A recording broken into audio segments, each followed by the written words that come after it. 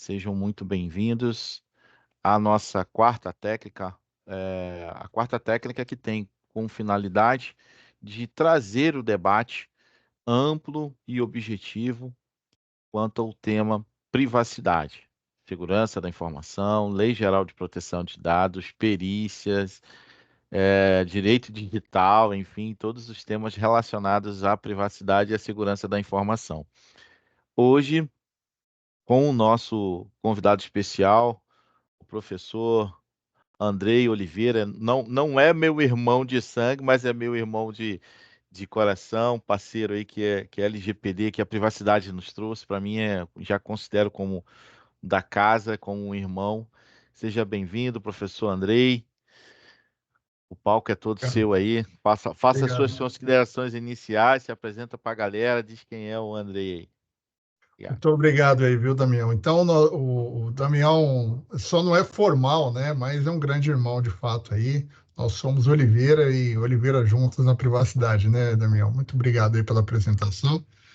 Deixa eu colocar agora a gente falar um pouquinho, um momentinho, por favor. Deixa eu compartilhar a apresentação, um momentinho, por gentileza. Estão vendo a minha apresentação? Sim. Muito bom. Deixa eu me apresentar, então. Eu sou professor da Universidade Paulista e professor de MBAs e algumas iniciativas voltadas para a segurança da informação, gestão, tecnologia, e também tenho experiência aí desde data center, né? Passei por algumas empresas e hoje estou na ESCS, que é a Essigner Cybersecurity, que possui até parceria com a Somax aí no foco em segurança da informação.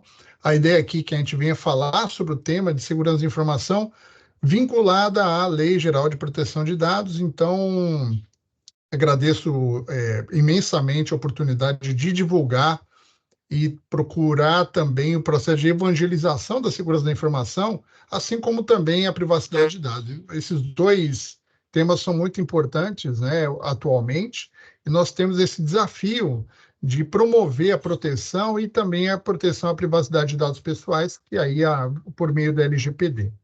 O Damião participa conosco do comitê de privacidade de dados lá na RGB, né, que é a Rede Brasil Governança.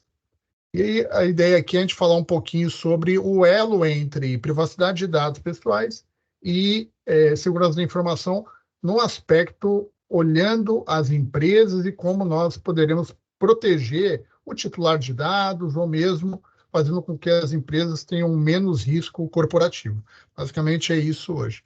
E aí eu venho falar do modelo do Zero Trust, e aí também é um processo de evangelização, porque o modelo do Zero Trust traz um aspecto protetivo voltado à privacidade de dados. Então, eu vou sempre tratar a privacidade de dados e também modelos de segurança da informação dentro desse âmbito, né? E fazendo com que cada atividade daquilo que a gente venha promover de segurança possa também ser atrelado no dia a dia de vocês. Portanto, fiquem à vontade. Depois nós teremos aí, salvo engano, 25 minutos, né, de perguntas, né, Damião? Então, já podem formular ou tirar dúvidas e assim por diante. Quando nós falamos de privacidade de dados, dando aí um preâmbulo, por que a privacidade ela tem um aspecto fundamental, nós temos então que nos ater sobre aquilo que nós, como cidadãos, podemos nos proteger, principalmente do compartilhamento ou mesmo de um possível vazamento. E por que a privacidade de dados é tão importante nesse sentido? Porque podem utilizar os seus dados e você, se quer entender ou saber que esses dados estão sendo utilizados, e porventura isso gerar uma contrapartida negativa para vocês. E aí o que eu trago sempre a todos, né, é o modelo de compartilhamento né, de segundo encadeamento. E o exemplo que eu sempre propicio a todos que eu falo sobre isso é o exemplo da farmácia, que compartilha os dados com um terceiro e esse terceiro vende os dados para uma startup e essa startup utiliza esses dados dentro do algoritmo que não contrata pessoas que porventura tenham pressão alta ou tenham algum tipo de doença com um tratamento continuado. Logo, essa pessoa vai ser excluída do processo seletivo e sequer sabe. E, inclusive, ela levou a essa discriminação por meio do compartilhamento, liberando o CPF na ponta, né? Então, é normal, né, Damião? Você vai lá, pede um desconto, coloca aí o CPF, você vai ter o desconto. Naturalmente, nós sempre pensamos que isso leva a como se fosse uma ação de marketing ou algo nesse sentido. Mas ela pode ter, sim, um vazamento ou mesmo um compartilhamento não autorizado, levando com que você não consiga sequer entrar no processo seletivo. E isso é o exemplo notório daquilo que um compartilhamento de dados possa ser prejudicial, né, de fato, ao cidadão, né, ao titular de dados, que é o dono do dado, né, que somos nós, né. A lei veio proteger justamente isso, e no aspecto da lei, existem algumas ações que as empresas devem fazer, não só no compartilhamento, mas a proteção desses dados. Porque não é só o compartilhamento, mas também o vazamento, o processo, então, de proteção corporativa sob sequestro de dados, e aí entra a história do qual modelo que as empresas poderiam adotar dentro de segurança da informação. E aí vem o modelo do Zero Trust, que nós falamos junto, e aí eu venho trazer também o que todo mundo está comentando de inteligência artificial, que é o uso de princípios que a priori, né, o cenário atual e o contexto atual não geram uma segurança adequada daquilo que o futuro nos espera, né? Falando de inteligência, de robotização, de multiconexão, de workload e assim por diante. E aí, como que funciona esse modelo? Ele surgiu, então, em 2010, né, num artigo, que criou o modelo e depois foi adotado pelo Google em 2014. Então, o Google foi o pioneiro, né, em relação ao uso desses princípios, né? Dado em 2017, consolidou por meio do Gartner dentro de um modelo de risco continuado que o pessoal chama de carta. E aí o NIST, que é uma agência dentro do governo americano, inseriu isso como um padrão. E nós temos alguns exemplos, né, até em relação a isso, ao uso do modelo de Zero Trust em diversos ambientes lá nos Estados Unidos. Vocês podem notar aqui, ó, tá vendo? Ó?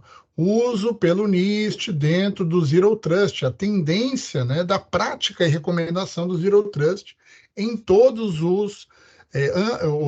os entes governamentais lá naquele país, sendo um país que tem aí uma característica muito interessante de governança, né? É o país das estatísticas, é o país da tentativa também de padronização e é o país mais atacado do mundo, obviamente, né? Na União Europeia, eu também trouxe alguns recortes para que vocês entendam que há, sim, aí esse modelo continuado dentro de cybersecurity, olhando um processo de avaliação e o emprego disso também na União Europeia e outros países, respectivamente. Então, mas como isso funciona? Vazou o dado de alguém aí. Bom, então, como isso funciona, pessoal? Os princípios possuem aí três grandes visões. Então, o primeiro princípio é o privilégio mínimo. Então, o privilégio mínimo já era adotado, mas é o desafio atual porque pouca gente acaba adotando o privilégio mínimo como um padrão e nós chamamos de security by default, né? Então, se vocês estão acostumados com o dia a dia de tecnologia, ou mesmo sendo usuários, né? Imagine que quando vocês recebem um acesso, vocês naturalmente têm mais acesso do que deveriam. Façam a crítica justa e vocês notarão isso, né? Por quê? Porque os modelos estão muito para a simplificação do uso. Ó, libera rápido para o usuário já estar dentro da operação. treina-se o usuário para que ele possa produzir, né? Mas ninguém acaba, ou mesmo nos conceitos de privilégio, ninguém fala, pô, mas vamos padronizar, então, dentro de alguns aspectos, o que o usuário pode acessar, onde acessar, o que acessar e assim por diante. Apesar desse modelo já ser muito antigo, pouca gente o emprega, levando, então, o vazamento de dados. E aí os dados pessoais estão dentro desse contexto. Todo mundo tem OneDrive, todo mundo compartilha de OneDrive, ou mesmo do Google Drive. As empresas deixaram de ter lá os sistemas de arquivos locais, usam SharePoint ou usam outros meios, mas estão intimamente ligados ao modelo hoje de cloud, porque à medida que você tenha um usuário em cloud, você naturalmente tem um drive pessoal. E poucas empresas controlam como que isso é compartilhado. Nós chamamos isso de vazamento, né, não deliberado, né, dentro de um aspecto da boa-fé. Você vai, confio, pum, enviei, e aí sim existem características como DLP, DLP em nuvem, tal, que possibilitam o monitoramento, e é caro, né, hoje em dia também. Então, aproveitando aí vocês que não controlam os usuários da ponta, né, notem que já vazou dados por e-mail, vazou por compartilhamento, e vocês sequer sabem daquilo que já vazou, né? Só vão saber à medida que haja aí sim um incidente, né? Outro princípio é o acesso seguro. O acesso seguro tem aí uma visão um pouco lato sensu, olhando criptografia, controle de acesso. Aí você pode colocar todas as ferramentas e aí sim, em várias camadas, né? Propiciando o acesso seguro tanto de usuário como também dos servidores das clouds ou de ambientes distintos, né? Nós temos também a identificação de acesso, que também é outro patamar, né? Outro pilar. Notem que qualquer conexão lógica, física, por VPN, por API, e aí a conexão multifacetária hoje, né?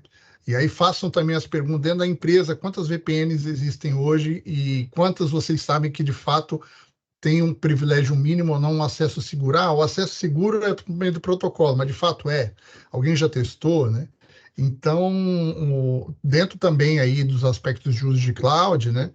Nós temos sem aí sempre o inventário. E aí a provocação que eu faço a todos, né?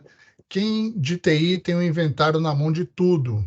E aí lembre-se do tal do CMDB, né, que o pessoal falava na época da AIT, CMDB, vamos mapear o CMDB. Até hoje muitas empresas têm essa dificuldade de mapear, né, e fazer um inventário fim a fim, né. E também aí inspeção de tráfego. Notem que os quatro são desafiadores, né? E é um caminho. E aí nós temos também esse caminho, né, atrelado aí os princípios estendidos, tá? Dos princípios estendidos, aí sim vem aquilo que nós temos de mais contemporâneo, que é a realidade da robotização. Todo mundo tem bot para tudo quanto é canto hoje, e não obstante, os ataques também, né? E aí, dentro desse modelo, obviamente, vocês vão ter aí sempre integração via API para gerar automação por contexto e para que os quatro pilares consigam se falar, gerando mais automação para bloqueio em relação ao valor estratégico e gerando governança de dados. E aí sim entra aqui o pilar também da LGPD e outros, ou boa prática, ou método e assim por diante, né? Então, notem que os Zero Trust tem essa modelagem fundamental, né? E como que se usa isso no nosso dia a dia e como que a gente vai proteger o dado, né? Então, ó, isso aqui é como se fosse quase um guia, vocês podem depois utilizarem isso, né, com uma boa prática. Por onde eu começo, né? Eu sugiro sempre começar pelo monitoramento. Então, vou responder a pergunta: estou sendo atacado ou não estou? Estou sendo vazado, né? Eu tenho vazamento de dados, eu controlo. Mas nós temos sim a segurança de dados dentro desse aspecto, que são os requisitos de política, e aqui entra as famosas políticas, são impulsionadas pelo advento da conformidade LGPD. Eu vou fazer adequação. Primeira coisa onde estão as políticas, né? Então, o Damião e a própria Somax tem, né, sempre esse tipo de aspecto. Nós também, do âmbito técnico, bem tecnicista, em segurança, fazemos esse tipo de abordagem, levando sim a política que seja uma realidade. Aí vem uma outra provocação. Tudo bem, eu tenho uma política, ela é utilizada ou não? Ou ela é pro forma ou só para passar na auditoria, só para dizer que está conforme? E aí sim, o desafio é fazer com que a política rode e funcione. Para isso, você tem que aplicar o Zero Trust dentro sim dos conceitos de não repúdio, provando que você de fato aplica a política, controla e melhora. Dentro também do privilégio mínimo de acesso, com visão de microserviço, nós estamos tendendo a microserviço, apesar dos perímetros estarem diminuindo, né? E o próprio modelo de ZTNA ou ZTNS procura diminuir, né, o perímetro. Os modelos hoje, principalmente de cloud, geram aí workloads. Então, a ida a serviços ou multisserviços ou microserviços é uma realidade. E aí sim você tem que aplicar os 4 pilares, né? Lembrando de acesso seguro, inspeção de tráfego, privilégio mínimo, né, identificação de acesso. Sempre assim. E aí, como que eu faço isso? Vou dar um exemplo. Hoje eu tenho um microserviço em cloud que vai chamar outro. Por onde eu começo? Privilégio mínimo. Não pode se ter uma carona como aqui o uso, acesso do único recurso. Eu acesso um recurso, que esse recurso eu acesso outro, ou mesmo o uso de um usuário de serviço que é compartilhado, então é privilégio mínimo. Você, de fato, tem criptografia, qual que é o nível de criptografia, como você garante que o acesso é seguro, né? Um enxerga o outro, ou os demais conseguem enxergar, então eu estou no segundo pilar do Zero Trust. O terceiro, vamos falar então de identificação de acesso, né?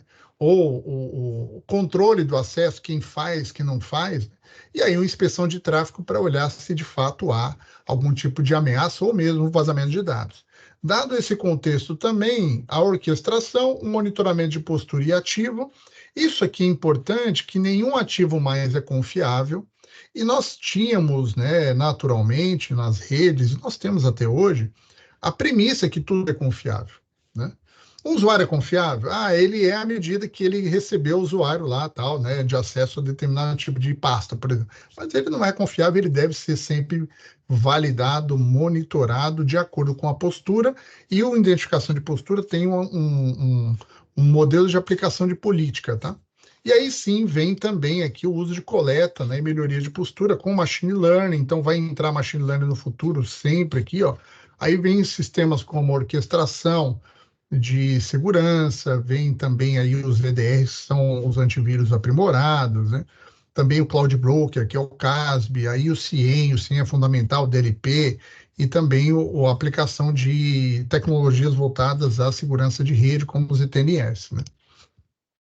E aí, o ciclo do monitoramento ele tem um trato interessante, também como guia. Como que eu monitoro tudo isso, né? E como que o Zero Trust me auxilia, né? Ele vai auxiliar baseado em condições. Então, os seus usuários podem ter condições de acesso e você, né, pode inseri-los dentro de uma política, para que um determinado usuário acesse um sistema, uma condição pode ser o horário. Eu só vou acessar dentro do meu horário de trabalho. É a condição mais básica. Mas pode-se ter também, se o antivírus não estiver ligado, ele não acessa, né? Se você gostaria de ter aí um MFA ou mesmo uma condição de, eu gostaria que, fora isso, para que ele acesse um determinado tipo de sistema esteja online, e assim vai. E ele fica monitorando. Não cumpriu determinado tipo de ação, ele vai retirar o usuário e retirar a conexão também. Há também um processo de condição para sistema de desenvolvimento, principalmente aí o pessoal de dev, né, tem mais oportunidades, né, de privilégio e tal, então também vazamento respectivamente. Nós temos as políticas, então vai desde ativo, aplicações, cloud, o método de autenticação, né? Então essas políticas não são fáceis de serem realizadas, né? Mas há sim uma possibilidade bem interessante. O uso também de avaliação engine em tempo real, né? Análise de tráfego, NPS, comportamento de vulnerabilidade, isso também é importante. E aí sim tem um auxílio de machine learning, controle, né? Controle de postura. E aí depois o machine learning começa com deep machine e depois pode se aplicar com inteligência artificial, que eu creio que seja uma tendência a ser adotada nos ambientes, né? E aí, dentro do machine learning, sim, o controle limite de acesso, né? Então, o ambiente de tecnologia, né, ele tem aí hoje essa visão, você tem gente em home office, gente em cloud pública, pode ser híbrida também, ou dentro de casa, ou... E notem que há também as interconexões entre as clouds, entre os microserviços, né? E o que a gente propõe aqui? Que nenhuma rede mais seja confiável, nem a interna, nem a externa. Então, trouxe só um exemplo de como, de maneira simples, né, você pode aplicar esses conceitos. Mas na prática, como funciona, né? Então, nenhuma rede mais é confiável. Então, a rede mesmo interna da empresa, para servidores, para os usuários, ou qualquer tipo de conexão, ela deve ser protegida.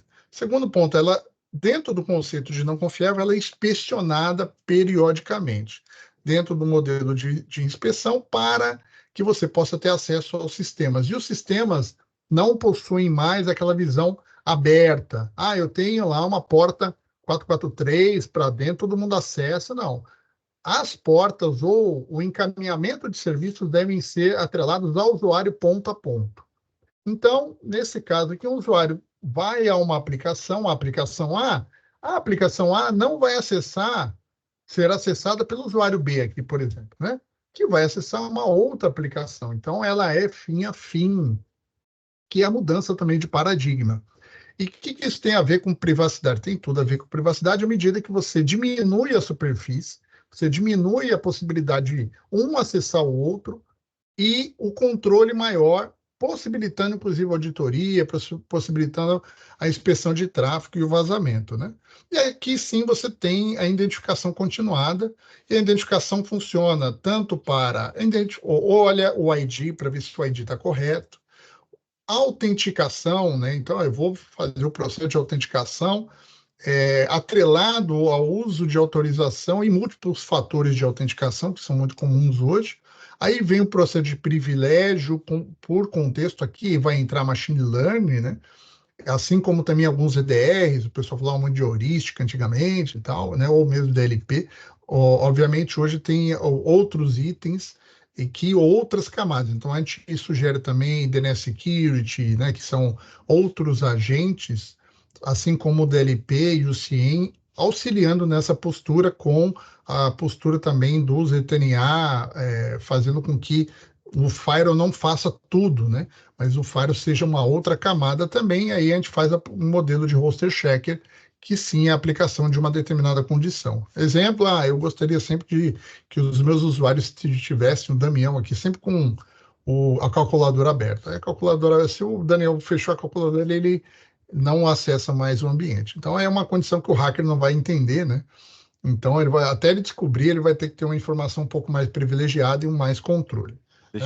Deixa eu fazer só um disclaimerzinho, Andrei, Pois não. nessa tela e contextualizar o que você acabou de falar.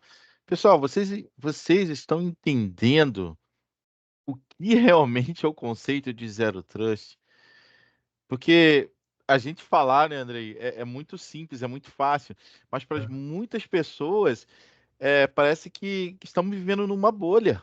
E isso traz muita segurança e conformidade para qualquer ambiente, seja ele para uma empresa pequena, para uma empresa média, para uma empresa grande.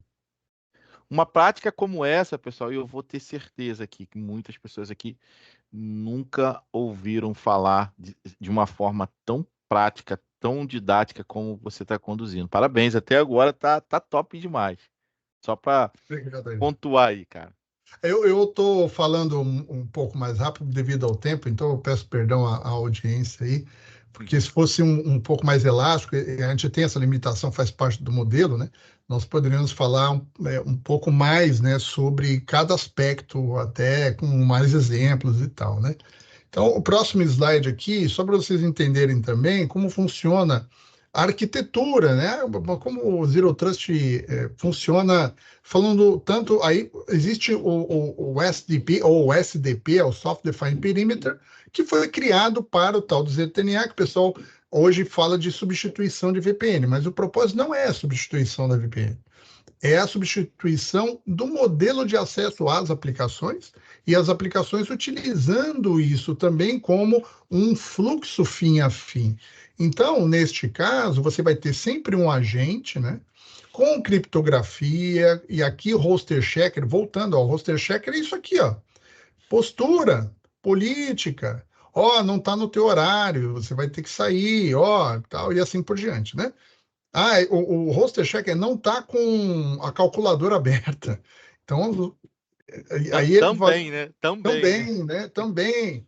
Alguns até utilizam outros sistemas com MFA para entrar aí sim, liberar o acesso. E aí vem aqui o gateway que vai criar um processo de fluxo de dados. E aí notem que o agente ele vai para um controller e esses controles podem ser, e a maioria hoje estão, tanto on-premises como on-premises quer dizer que esteja dentro de casa, né? E ou em Cloud Broker, e aí o Cloud Broker por CASB. Então, o que, que é? O CASB é o Cloud Broker que você vai olhar o controle lá numa determinada nuvem, ele vai fechar e aí vai fazer a tal da microsegmentação, que basicamente é uma rede ponto a ponto. Assim como também os servidores. Os servidores, quando estão dentro desse modelo, isso dentro do nosso trabalho, a gente já fez alguns, né? Então, até o nosso CTO está assistindo aí, que o Rogério Pacheco, ele teve o desafio de implementar em ambiente complexo, legado, né? A ideia é fazer com que nenhum servidor mais seja visto dentro da rede. Esse é o princípio da ofuscação. Né? E ele só responda aquilo que esteja dentro do fluxo com criptografia, com autenticação, autorização, com inspeção naqueles 4 pilares. Quais são os 4 pilares lá, né? Inspeção de tráfego, privilégio mínimo, acesso seguro e acesso identificado.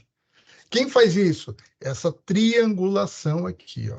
Aí vai o usuário, ele vai ter aí o ZTNS, que é o Network Security, pode-se ter um Security Broker local ou remoto, e aí sim, aplicação A e aplicação B, fim a fim aos usuários. E aí, pelas condições, você pode fechar tanto no servidor como também no próprio ambiente. Existem Zero Trusts aplicados a Firewall, que nós chamamos de Zero Trust ZTNS. Né? O ZTNS, aí algumas empresas e tecnologias orquestram isso, fazendo com que haja mais segurança dentro dos 4 pilares também. E aí vem a provocação, né? A maioria compra Firewall hoje em modo de não utilizar o IPS ativo. Muitos falam, não, mas vai bloquear. Sim, né? Falta também o refinamento, né, das assinaturas de ataque. No entanto, muitos não liberam por uma questão de custo, porque à medida que você coloca ele em modo ativo, não monitor, a caixa vai dobrar. E a caixa dobrando, você vai ter que dobrar o investimento. Então, também é outro fato desafiador, e aí nós temos também a sugestão que o Firewall volte para o perímetro, de fato, faça IPS, faça o perímetro, e que outros elementos conduzam a aplicação de políticas aos usuários, que é o tal do ZTNA aplicado a CASB, né? Legal? Isso é muito interessante. Bom, e aí a mudança de perímetro, só para vocês entenderem, a gente tinha a fase do data center, né, do físico, nós viemos para a fase de virtualização. Muita gente está nessa fase aqui, né, de virtualização, e nós entramos com AI agora, todo mundo está falando de inteligência artificial, no ambiente aqui de workload e ambientes É a também. trend do momento, né, Andrei? É a trend do momento. Inteligência artificial, não tem pra onde correr. Exatamente. Então, nós estamos entrando aqui, né? Service Mesh aqui é o serviço hiperconectado. E aí, assim, ambiente mesh é a fórmula N, né, vezes N menos 1 elevado, né? Nesse caso, você vai ter um ambiente exponencial. Como que você controla, assim, um modelo de Zero Trust? Naturalmente, você vai ter vazamento. Né? É natural que ocorra isso, né? É natural que haja um processo aí. O que que eu trouxe para vocês entenderem aí esse novo momento, né? Práticas de Zero Trust, minimize a superfície de ataque, Então, ó, desde vulnerabilidade, postura deny por default, tá vendo? Ó? Microsegmentação, eu falei um pouquinho disso, apesar de ser muito ampassando. Visão de compliance, aqui está LGPD, tá vendo? Auditoria, postura, regra, isso vai gerar o hoster checker, que a gente já acabou de descrever, né? Imposição real-time, tá vendo? Bloqueio de maneira automatizada, então entra sim a inteligência artificial, né?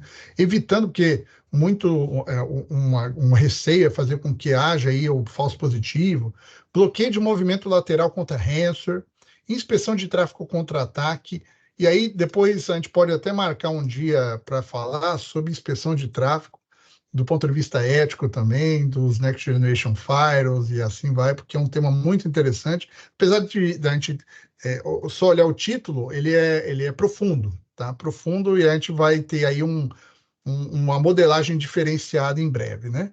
Nós temos também aqui, perdão. Já está convidado para poder trazer esse tema em uma live nossa. Eu vou só ver a agenda ali, aí um outro horário, né? 19h30, geralmente. Aí, mano, você vai e rebenta lá no tema. Fica Isso tranquilo. aí.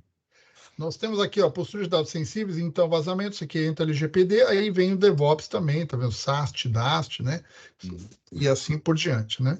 Então também tem segurança de API, isso aqui pouca gente fala, mas tem muito vazamento de dados hoje. Então tem itens interessantíssimos nisso. E aí vem alguns gatilhos, né? Tem GPS, DLP, aí vem a sopinha de letrinha, container, né, workload security e assim por diante.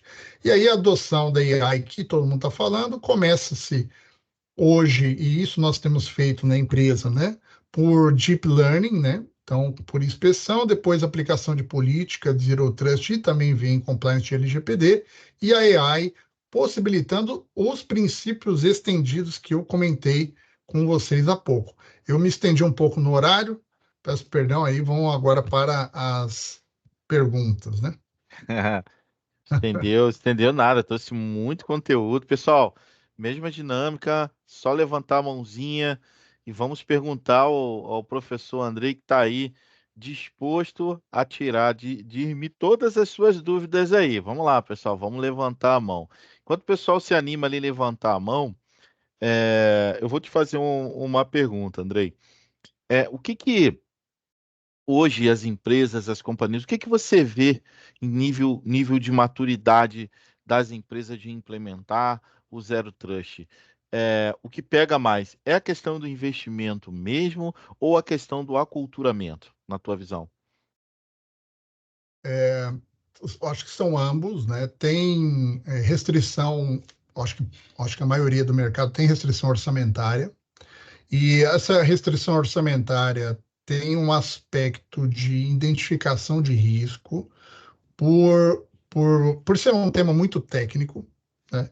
E os executivos não entenderem isso. Se há hoje a dificuldade de implementar LGPD, você imagina então falando de um conceito de Zero Trust, que às vezes é também complicado para o pessoal de TI, às vezes o pessoal de TI não entende, né? Então, aí deve-se ter aí uma abordagem um pouco mais, eu diria, de negócio, né? Então, por isso que no estendido, não sei se vocês notaram, um dos geração de valor ao negócio. Eles colocaram no estendido, né? Porque é difícil, né? É um ambiente bem tecnicista.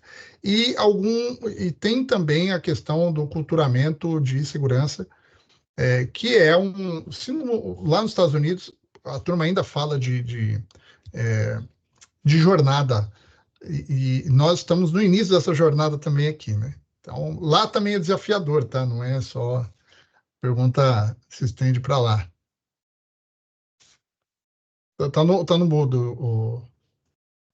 É porque às vezes as pessoas estão lá na síndrome de vira-latas, achar que no Brasil é tudo ruim, tudo não presta, que em outros países é tudo mil maravilhas e está tudo certo, né? Beleza. Tem aqui o Nicolas. Nicolas levantou a mão. Nicolas Carneiro. Pode abrir o microfone, Nicolas, e fazer a pergunta. Se identifica, fala de onde você é, com que você atua, por gentileza.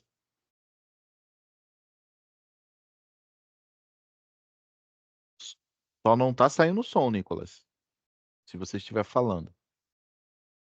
Se quiser, pode usar o chat também, né? Pode usar o chat aí. Alô? Ah, agora sim, pode falar. É que eu percebi agora que eu não tava saindo som por causa que eu esqueci de ativar. Bora lá. Prazer, sou Nicolas Santos Carneiro, tenho 18 anos, sou de Santana de Paraíba. No momento, eu ainda não entrei na área de profissão, mas eu tô fazendo aula na faculdade para tentar aprender e tentar desenvolver nessa área. Show.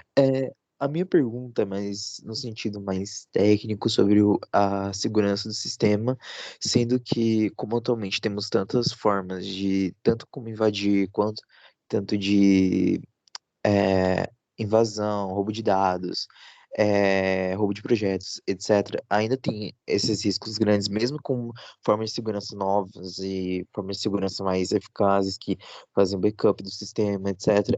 Você acha que o Zero Trust, a forma que você está ensinando para gente dessa segurança nova de sistemas, tendo esse benefício, tendo essa forma de gasto que você vai precisar, etc. Você acha que ela é uma das mais confiáveis ou você acha que ela pode ser uma opção mais variável, não, mais aceitável em meios de gasto para uma empresa de médio ou baixo porte? Pô, excelente pergunta, né? Obrigado aí pela contribuição. A resposta é que o modelo ele tende a ser centralizado e o que nós vimos é que havia descentralização, né? De conexão e a interconexão ao mesmo tempo. Vou dar um exemplo. Eu montei uma rede simples. Essa rede simples pressupõe que todo mundo se fale, né? E todo mundo começa a se falar e depois se pensa em segurança. Esse modelo mais centralizado muda o paradigma. Antes de conectar, verifique 4 itens, né? Então, você não vai liberar desde o início, você vai criar as condições de liberação, fazendo com que faça sentido a liberação e não confiando mais em nada. Então, é o contrário. Fazendo uma analogia, é a mesma coisa, pô, eu tenho uma residência, né? Eu vou deixar o portão aberto. Ah, todo mundo entra dentro da minha casa e o portão está aberto, né? Ah, eu vou fechar, tudo bem, eu fechei, mas se eu pular o portão, eu vou ter acesso ao quintal. A ideia do Zero Trust agora é o contrário. Você vai conseguir enxergar só uma partezinha do quintal e vai ter vários quintais, né, ou vários espaços dentro do quintal com os 4 pilarezinhos lá. Vai te identificar, vai olhar o que que você está fazendo, né? Vai saber quem que você é, né? Entende? E você vai ter só acesso às 4 paredinhas lá no cantinho do quintal, porque é aquilo que você precisava ver. Entende? Não sei se eu fui. Procurei ser um pouco mais também, até o didático, né, exemplificando aí. Não, porque hoje em dia não, você tem acesso, abriu, mesmo que a porta esteja, você acessa o quintal, você corre nele, você pode olhar e assim vai, né? Tá tudo liberado, né? Exatamente. Tem uma outra pergunta assim, aqui antes de passar ali o professor Ricardo Capozzi. Grande Ricardo, obrigado pela sua presença aqui mais uma vez. Não perde uma quarta técnica. Esse cara aí é fera, né? É isso. O Alan Andrade está perguntando, o nosso CEO lá da Somax, tem algum comparativo financeiro do risco e do benefício de utilizar a técnica Zero Trust? Bom, a comparação financeira, né, hoje, tem algumas respostas para essa pergunta. A primeira resposta é: quanto mais você está junto ao Zero Trust, mais fácil você tirar, por exemplo, de maneira objetiva, um seguro cibernético. Boa. Então, então o seguro Financeiramente, é, aí já tira um risco financeiro aí, né? Muito ó, eu top. garanto, se você aplica o Zero Trust com as camadas daquilo que nós já realizamos, nós temos até um cliente que fez isso. Ele já está quase 90, 100, ou quase 90% diminuindo o prêmio de risco dele. Então, facilita muito olhando. Então, o Zero Trust tem essa possibilidade, falando objetivamente do seguro cibernético, e outros aspectos quando se mensura risco, falando de indisponibilidade, aí sim, existem fatores como exposição à marca, o capital intelectual, espionagem industrial, e assim vai. Aí vai depender um pouco do contexto que a gente venha mensurar, né? Então, tem alguns estudos que vão olhar o escopo, aí vai depender muito do escopo. Uma coisa é ransomware, outra coisa é espionagem industrial, outra coisa vai ser exposição à marca, quando vaza e assim por diante. Mas excelente pergunta, muito boa. Top demais. E agora, nosso professor Ricardo Capozzi, que vai estar com a gente aqui trazendo um tema especial, não nessa semana, mas na próxima semana aí, ele está com a gente aí. Bom dia, Capozzi. Seja Ô, bem-vindo. bom dia, obrigado aí. Professor, maravilhosa a sua apresentação, né? Muito elucidadora. Eu queria fazer uma pergunta que eu já fiz, eu gosto de fazer essa pergunta para os profissionais de proteção de dados, né? Até pegando um gancho do próprio professor Damião e do colega que fez. Nós falamos muito de. O senhor começou e comentou sobre o Privacy by Design. Esse conceito, vamos começar a pensar segurança na concepção do projeto. Então, no primeiro tracinho que a gente pensar, a gente já tem que pensar e desenhar tudo que venha subsequente a isso de uma forma segura. Mas aí é que eu faço a pergunta, e é sempre uma pergunta de provocação, professor. Por que a gente esbarra sempre na tal aculturamento de segurança? Aí o senhor deu um exemplo que lá fora nós estamos numa jornada que parece, me desculpa até a retórica, que a gente não sai dos 100 metros, né? A gente está correndo uma maratona, mas a gente está ainda nos 10, 15 primeiros metros, né? E eu não sei o quanto isso é verdade, insisto, eu não trabalho, né, com privacidade, mas eu entro sempre depois que aconteceu o problema, né? Eu vou lá, eu sou o cara que vai apagar o incêndio, nem que vai apagar o incêndio, aquele bombeiro, sabe o bombeiro do rescaldo? Vai tentar descobrir por que o incêndio ocorreu. Eu trabalho sempre nessa Boa, situação, nesse exatamente. cenário. Então, eu não prevejo, eu não previno, eu não trato, eu vou lá tentar descobrir o que aconteceu até para tentar melhorar os processos depois.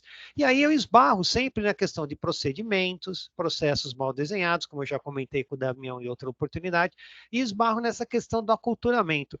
Por que a gente tem essa barreira? É o latino, é o brasileiro, uma inerência do ser humano, é falta de lei, é falta de punição, é falta de sanção. O que o senhor acha, professor, sobre essa questão da cultura de segurança que ainda é muito fraca? Me permita só dar um exemplo, aí sem me estender. Às vezes eu pergunto, eu falo para as pessoas, você a hora que vai colocar a sua senha no cartão, na maquininha, você se preocupa em tampar com a mão? Um procedimento mega, hiper, ultra simples, né? Coisa assim, não, nunca pensei nisso. Então, por que a gente não tem essa cultura de segurança, professor? Se é que existe uma resposta. E obrigado e parabéns pela explicação.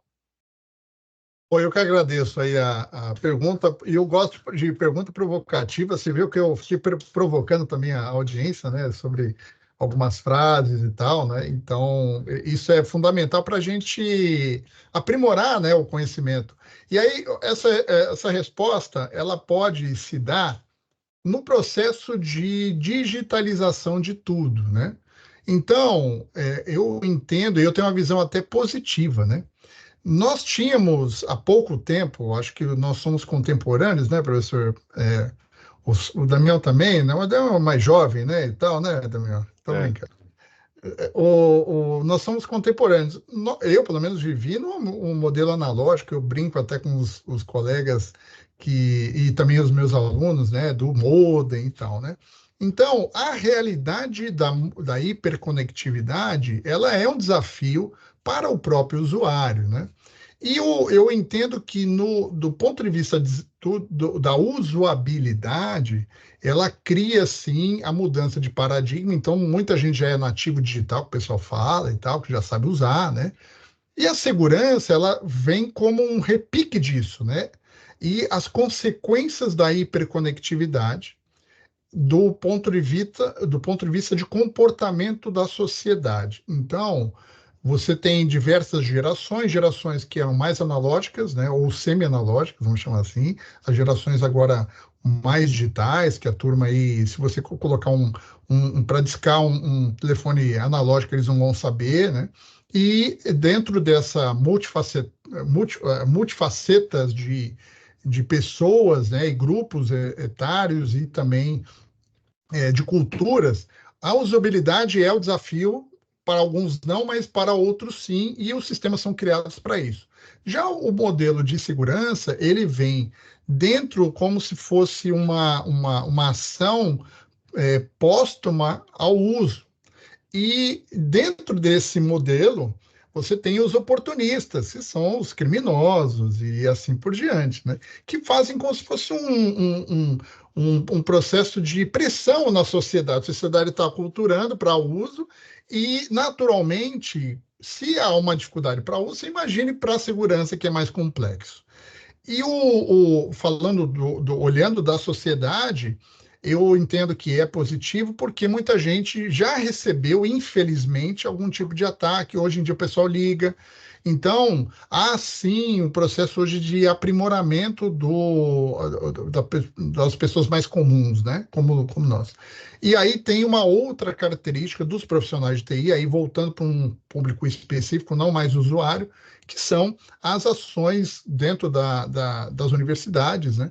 Que começaram a mudar agora, olhando algumas cadeiras, né? Então, nós somos professores, vocês sabem que é também todo modelo de desenvolvimento, quem vai falar, não, é sempre user experience, funcional, back-end, mas ninguém fala, cara, mas vamos fazer o Security by Design, então? Para que o usuário vai fazer e tal? Então, a segurança sempre vem depois, né? E eu creio que a própria universidade vai se adaptar à realidade, mas sempre depois. E assim como o próprio professor comentou que apaga incêndio, e é sempre depois de apagar o incêndio, né? Muitas empresas acabam adotando segurança à medida que levam um ataque, ou que haja um tipo de fraude hoje em dia pela superfície, né?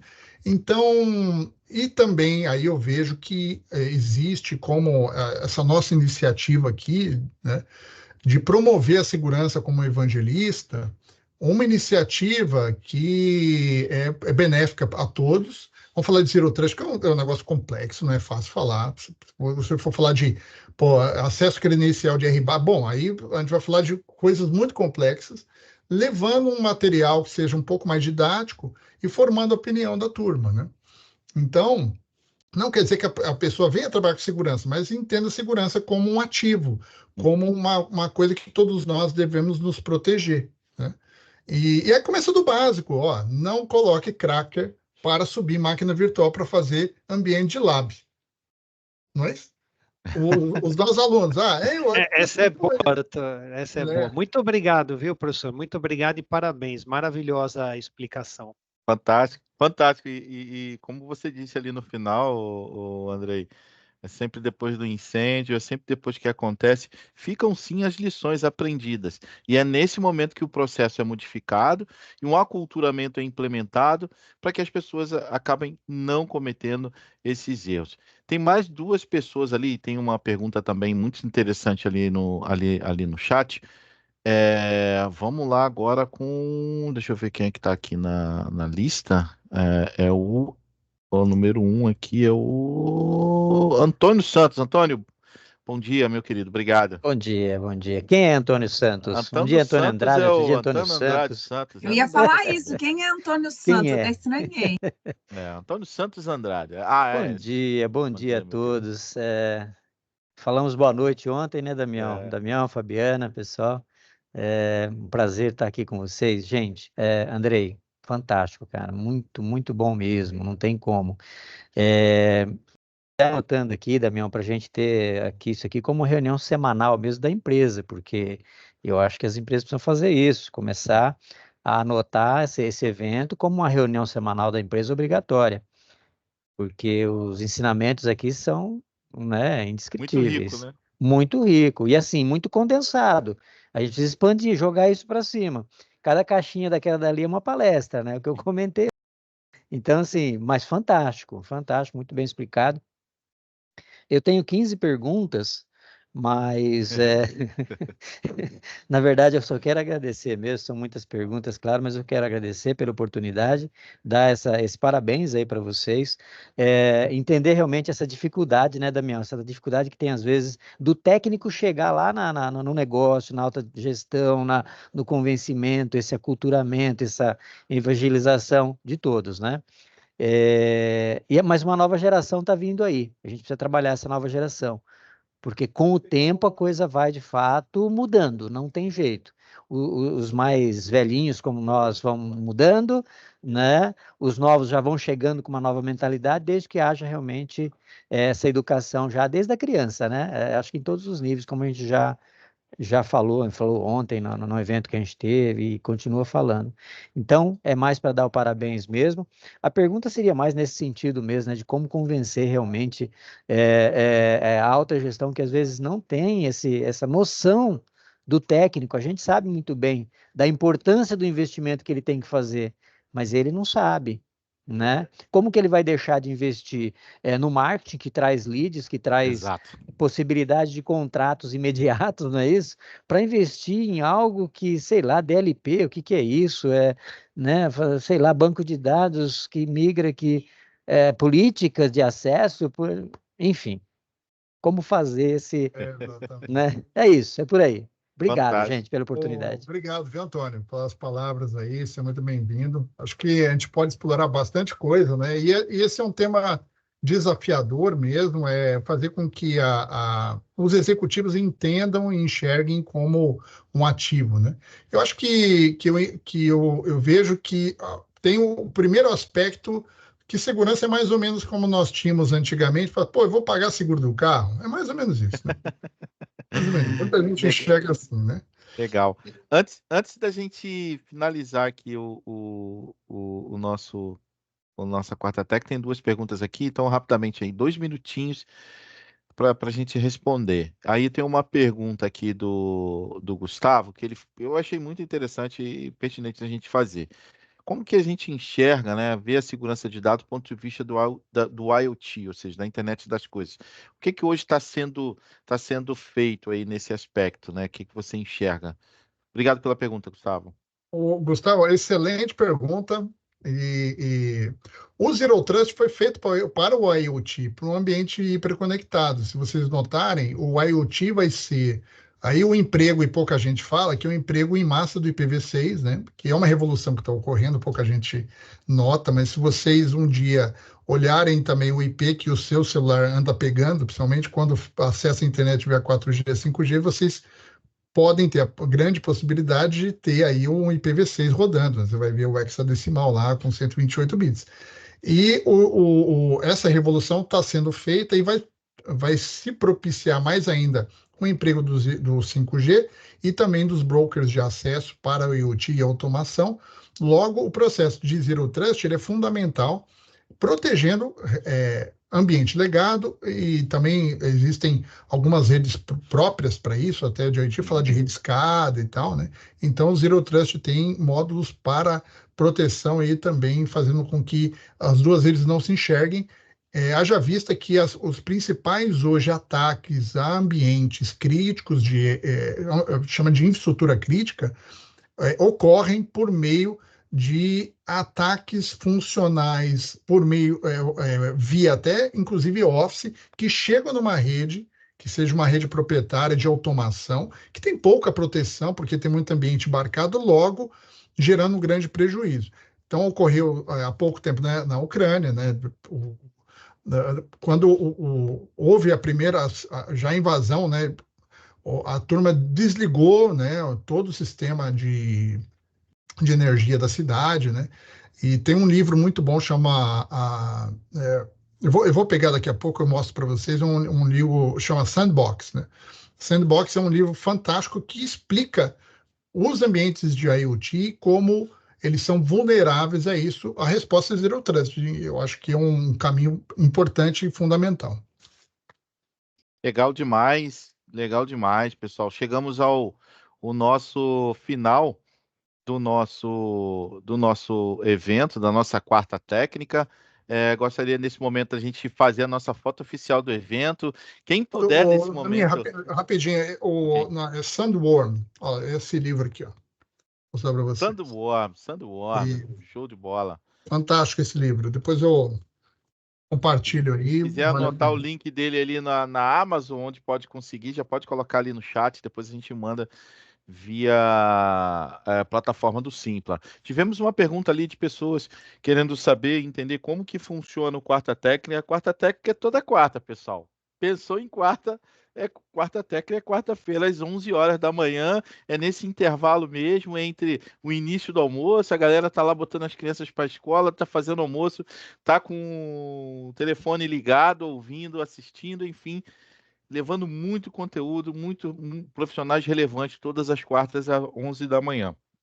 Então, pessoal, vamos fazer a nossa foto oficial nesse momento, para a gente publicar aí nas redes sociais. Vamos lá. Vamos lá. Paris. Quem pode abrir a câmera? Vamos lá. Dole uma, dole duas, dole três. Olha o Adriano aí, ó. O homem tá aí, ó. Adriano, Nicolas. Ó, o Máximo também, Thaisa. Itamar. Vamos lá, hein, pessoal. Paris. Paris aí, todo mundo saiu. Beleza. Show de bola, pessoal. Excelente. Beleza. Andrei, suas considerações finais. Só agradecer a presença de todos. Contem comigo aí se precisar tirar alguma dúvida. Os meus contatos da rede social, nesse caso é o LinkedIn, né? E também o e-mail eu deixei para vocês aí, vou colocar no chat também. Legal demais. Pessoal, obrigado pela presença, pela participação de vocês. Quem ainda não se inscreveu no Quarta Técnica, deixei o link aí no chat também, é só clicar lá, se inscrever. É gratuito, não tem custo, né? E, obviamente, se você quiser contribuir com o Mapá e todos os nossos eventos da Somax, que a Somax promove, tem, obviamente, uma conotação social. Então, para auxiliar no Mapá, está lá, tem um ingresso social de 10, de 20 ou de 30 reais. Pessoal, obrigado e até a próxima quarta. Tchau, tchau. Valeu, gente. Tchau, tchau. Um abraço.